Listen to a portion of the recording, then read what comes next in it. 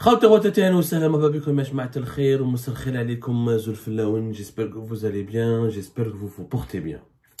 Le 11 avril dernier, donné comme une vidéo qui a été d'ailleurs beaucoup suivie, c'était le deuxième jour de l'Aïd.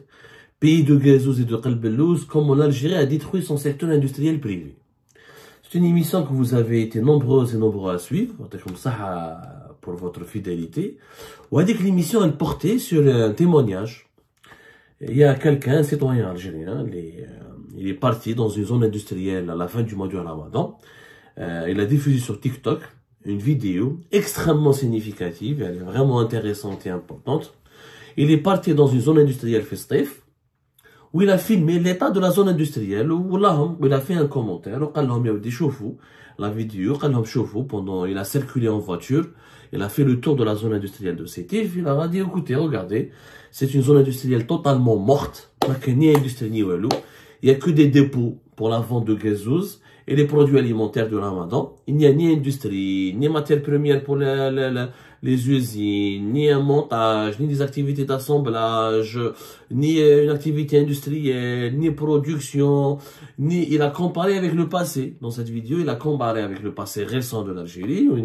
Dans cette même zone industrielle, il y avait un dynamisme, il y avait la croissance, il y avait une chaîne de semi-remorques, il y avait de la marchandise qui sortait, qui entrait, il y avait de l'animation, il y avait des entreprises qui développaient quelques activités d'assemblage et de montage industriel. Et aujourd'hui, cette zone industrielle de Sétif, il l'a bien montré sur les images, que du commerce de bouffe et de produits alimentaires. Et ben malheureusement, le monsieur qui a vu cette vidéo a été convoqué par la justice à Sétif et il risque d'aller en prison. Voilà, c'est aussi simple, il risque d'aller en prison. Et ce qui démontre encore une fois que la liberté d'expression en Algérie n'existe même pas. Alors auparavant, le régime algérien nous faisait croire qu'il a un problème uniquement avec les hirakistes, les journalistes, les opposants qui parlent de politique, qui critiquent le régime algérien pour certaines de ses activités politiques, pour qui critiquent la doctrine politique du régime algérien, que la liberté d'expression, à l'exception de ces dossiers politiques chauds qui remettent en cause l'unité nationale, ou l'intégrité territoriale, qui peuvent profiter à des parties étrangères, n'était pas toléré, etc. Mais critiquer la politique économique et l'absence, l'échec de l'industrialisation du pays, l'échec de la relance industrielle du pays par les gouvernements du régime Tebboune, je ne vois pas en quoi cela est politique et pourquoi ça ne devrait pas être permis et pourquoi ce serait dangereux et pourquoi ça mériterait qu'on inculpe quelqu'un ou qu'on le présente devant la justice ou qu'on l'inquiète ou qu'on l'emmerde tout court. Alors, la personne qui a fait cette vidéo sur TikTok, c'est quelqu'un de connu à Sétif, Marouf. C'est quelqu'un qui est un investisseur lui-même, il connaît le business, il s'agit de monsieur Abdelhamid Madani, que je connais personnellement, que j'ai connu, que j'ai eu le plaisir de connaître. Abdelhamid Madani, Marouf, il a des partisans comme il a des ennemis, il a des amis comme il a des adversaires, comme n'importe quel être humain, comme n'importe quel... Vous savez, nous, en Algérie, c'est le pays des clivages. C'est le pays des clivages, le pays des divisions, le pays des polémiques.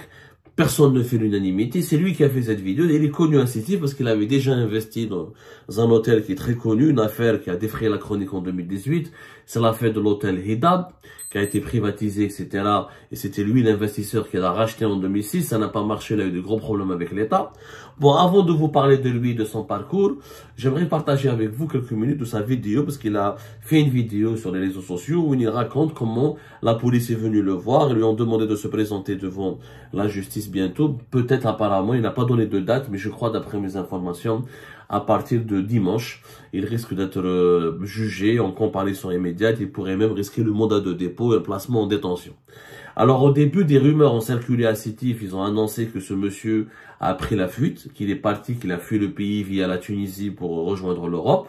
Donc les rumeurs étaient persistantes. Moi-même, j'ai essayé d'enquêter là-dessus, de vérifier si réellement l'auteur de la vidéo, M. Abdelhamid Madani, a réellement fui le pays parce qu'il avait peur de finir en prison à cause d'une vidéo de quelques minutes sur une zone industrielle. Il n'y a absolument aucune injure, aucune insulte. Il a fait juste le constat image à l'appui d'une zone industrielle totalement morte, totalement morose, Sétif, qui était l'une des wilayas les plus dynamiques sur le plan économique durant les 20 dernières années de l'époque de Bouteflika, quand même, on se souvient de l'électroménager, de mécanique, de l'agroalimentaire. Il y avait une véritable dynamisme. La zone Elissa, Steve Bourg-Boirély, c'était les wilayas qui ont constitué des véritables pôles du secteur d'un secteur privé industriel.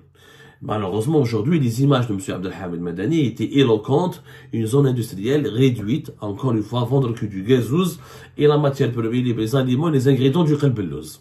De l'huile, la sila, les matières d'agroalimentaire. Donc, beaucoup d'entre elles sont aussi importées. Aucune production nationale. Il a juste mis en exergue l'échec économique du bilan de Tebboune, l'échec, l'absence d'une politique de relance industrielle et l'aggravation du sous-développement économique du pays. Mais il faut aller refaire le Hirak. Il n'a pas demandé des manifestations, il n'a pas brûlé des pneus, il n'a pas lancé des slogans politiques, rien du tout. Dès une vidéo de 7 minutes sur les réseaux sociaux, plus tard après, à la suite de la diffusion de ces rumeurs, les gars, il a pris la fuite, etc. Voilà ce qu'il dit grosso modo. كما كنا منتظرين على بالك هذو ما يحبوش اللي يهضر لا في الخير لا في الشر. هذو ورثوا الجزائر على والديهم وعلى آبائهم. هذو احنا قلنا بلي ماناش حابين نكسروا، احنا حابين نبنيو. هذو ما همش حابين يسمعوا للصوت الآخر، واحنا عندهم دايرين بخوش ومدايرين كل واحد يتحمل مسؤوليته. جاو لا بوليس يحوسوا عليا. ستي بريفيزيبل، انا جو ماتوندي ا يعني لا تقول يحوسوا هربونا من الجزائر. انا ما نهربش، دوك في الحبس دوك في الحبس، ما معليش زيد على الاخرين. تعرف واش دار؟ نقول لكم واش دار.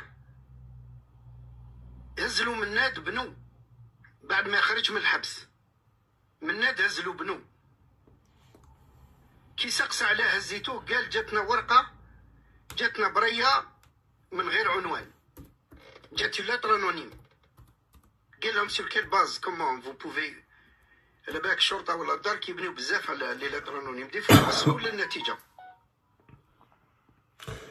قال لهم كيفاش. Bon, la vidéo fait 7 minutes, il explique pour la police, etc. Je vais essayer de l'avancer pour voir un peu ces extraits. Parce qu'il parle de beaucoup d'éléments, de circonstances limitées à Sétif, les problèmes avec les entrepreneurs de Sétif, il cite des noms, etc. العزيز في الدار، انا مانيش عبد الحب. Là, il fait des menaces. في الخيريه مبروك عليك حب. وشكون معاه؟ مع القايد صالح. علاش يروح ب6 سنين؟ علاش؟ حنا قلنا قبل ما نروحوا للعيد كنا نستناو في تهنئة العيد، وتكون فرصة باش تسمح للناس هذو، وانت عندك سلطات ما شاء الله طويلة عريضة، كنت قادر.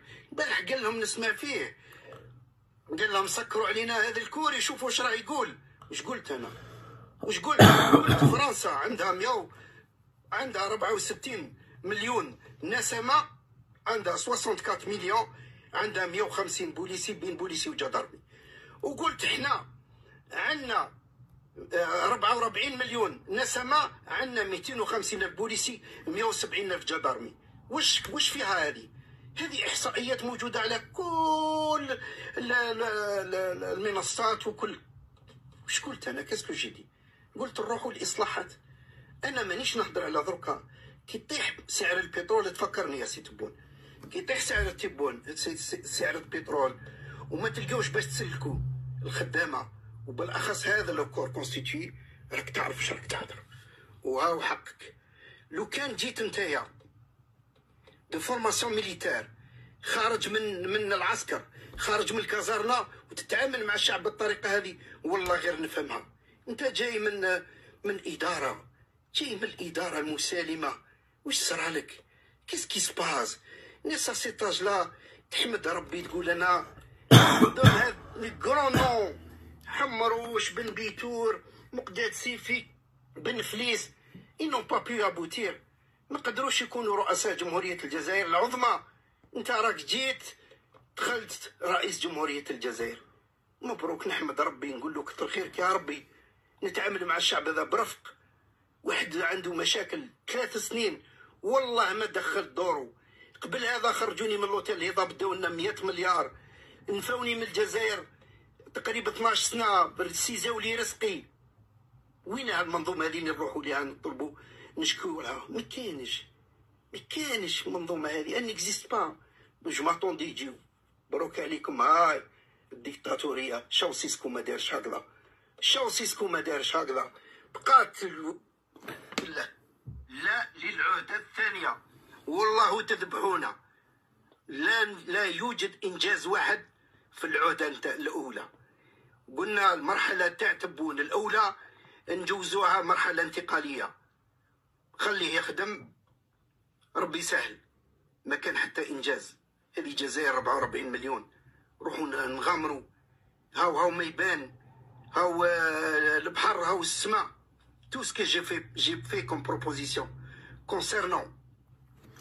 Voilà, grosso modo, je pouvais pas vous montrer toutes les 7 minutes, mais donc Monsieur Madani, donc il a fait une vidéo pour démentir qu'il veut pas fuir, il est prêt à affronter la justice, il est prêt à aller en prison, qu'il n'a rien fait de mal. Il dit que j'ai l'habitude, oui, effectivement, il publie des contenus sur TikTok, sur les réseaux sociaux, dans lesquels il critique le bilan actuel d'Abdelmadjid Tebboune.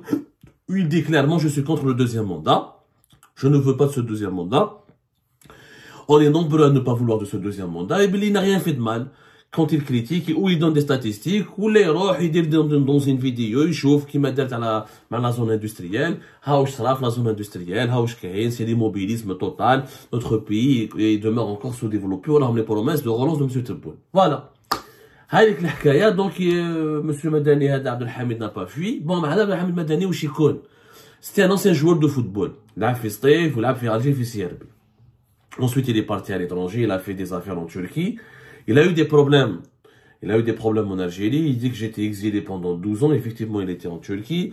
En 2006, il se fait connaître parce que il avait la société familiale, Sofaf. Il a acheté l'hôtel Hidab, qui était un hôtel public festif. Il a eu un grand problème avec l'État parce que les autorités, le groupe public chez qui il a racheté, auprès duquel il a acheté cet hôtel, et ils lui ont reproché de ne pas payer la totalité de la somme de la valeur de cet hôtel. Apparemment, cet hôtel lui a été vendu de 65 milliards de centimes. Lui, il devait payer par tranche, avec une première tranche de 19 milliards de centimes. Il a investi. Lui, il dit qu'il avait investi à l'époque plus de 50 milliards de centimes pour rénover l'hôtel, etc. En 2018. En en 2018, il a été décidé de septembre 2018 plutôt, tribunal de Stéf, il avait été décidé de renationaliser l'hôtel Hidab. Où Madani, M. Abdelhafid Madani, il a perdu beaucoup de milliards dans cette affaire, où il y avait un grand conflit judiciaire. Où j'ai payé, les autorités algériennes publiques qui n'ont pas payé, où ils les accusent de corruption, où ils ont voulu le saboter, etc. Où à cause de cette affaire, on m'a causé beaucoup de problèmes, que notre famille a été ruinée. Il s'est fait connaître à travers l'affaire de l'hôtel Hidab. On va pas rentrer dans les détails de l'hôtel Hidab. J'ai eu l'occasion de le rencontrer quand on était sur MLTV. Jannal Paris, il a ramené le dossier, on en a parlé. C'est une affaire extrêmement grave, effectivement. C'est la mésaventure d'un investisseur privé qui a tout perdu, qui a été privé ensuite il avait exploité cet hôtel pendant presque plus de 10 ans. Ensuite, il a été dépossédé de cet hôtel. Il a perdu beaucoup d'argent et ça l'a ruiné. Ensuite, Abdelhafid Madani a commencé à faire de la politique. Il était parmi les activistes du Hirak les plus connus cités à Alger. Même il a commencé à fréquenter les rangs de l'opposition ou habiter l'opposition. Il a toujours eu des ambitions politiques. À un moment donné, il voulait être même candidat aux élections présidentielles. Il nourrissait des ambitions pour être candidat aux élections présidentielles. Ou Ando, c'est quelqu'un de très engagé. Voilà l'histoire de Abdelhafid Madani. Donc, beaucoup de personnes lui reprochent des choses. Il y en a qui le critiquent, qui disent que c'est un escroc, d'autres chacun le critique comme il veut, etc. Mais peu importe. En tout cas, l'homme, il a le mérite de s'assumer, d'assumer ses propos, de s'exprimer depuis son pays. Et clairement, pour la vidéo dont il a parlé, c'est une vidéo sur les zones industrielles. Alors, ce que nous avons pu confirmer que d'après certaines sources, des entreprises domiciliées dans cette zone industrielle d'Ossétie, ils ont été pressés par les autorités publiques, par les autorités algériennes, d'aller déposer plainte auprès de la police pour que la police enclenche une enquête, le convoque, l'inculpe et pour qu'il soit présenté devant un juge ou il donne le mandat de dépôt. l'affaire. en estimant qu'il a diffusé des fake news, qu'il a voulu attenter à l'ordre public, ou il a voulu déstabiliser le pays à travers cette vidéo. Alors, cette vidéo, elle est très claire. Il ne parle que de l'échec de la politique économique. Bon, on a dans cette vidéo-là que je vous ai montré, cette vidéo de 7 minutes et quelques qu'elle a diffusée, il est beaucoup plus sévère, il est beaucoup plus virulent à l'égard de Abdelmajid Tebboune, mais ce n'était pas le cas dans la première vidéo. On a repris ce contenu en estimant qu'il illustre parfaitement la situation désastreuse dans notre pays, que nous avons 113 zones industrielles en Algérie qui, malheureusement, n'abritent aucun projet novateur. Très peu d'entreprises privées, d'entreprises étrangères arrivent à développer une véritable production nationale sans subir des perturbations, ou là, tout en pouvant apporter de la valeur ajoutée à notre économie, alors qu'auparavant, effectivement, on ne peut pas le nier, à l'époque de Bouteflika, c'est vrai, il y a eu de la surfacturation, l'importation des matières premières, il y a eu des évasions fiscales, mais il y avait en contrepartie, une véritable activité économique, un certain dynamisme, des ambitions, beaucoup d'entreprises privées négociées avec des partenaires étrangers, ou là, pour développer des usines, des activités industrielles, du montage, de l'assemblage, de la production. Il y avait vraiment, que ce soit dans l'électroménager, le 11 avril, le groupe Condor, comment le groupe Condor s'est effondré, comment ses revenus se sont effondrés entre 2016 et 2023, 2024. Il y avait des marques algériennes dans plusieurs secteurs industriels, électroniques, mécaniques, l'agroalimentaire, dans l'industrie tout court, les machines industrielles. Il y avait une véritable ambition de développer une activité industrielle. Cette ambition, on ne la retrouve plus. Plus personne ne parle de cela. Il n'y a plus rien. Il y a le CREA, le Conseil du renouveau économique algérien de Kamel Moula, qui parle, qui annonce des projets. On n'a rien vu sur le terrain. Encore une fois, on ne demande qu'à voir. Parce que quand les citoyens partent dans les zones industrielles, quand ils filment, voilà, c'est des zones industrielles délabrées, abandonnées. Beaucoup d'usines sont fermées ou là, qui travaillent au strict minimum. Réduction des effectifs, et c'est toujours le commerce des produits alimentaires qui domine. Le pays habs. C'est la vérité, le pays est à l'arrêt. Mais quel est son tort, quel est son crime? D'avoir montré la vérité, maintenant il risque d'aller en prison. Ça fera, comme Kemal Kalouaf la vidéo Théo, un détenu en plus, un détenu politique supplémentaire. C'est malheureux, c'est triste, c'est sinistre pour notre pays.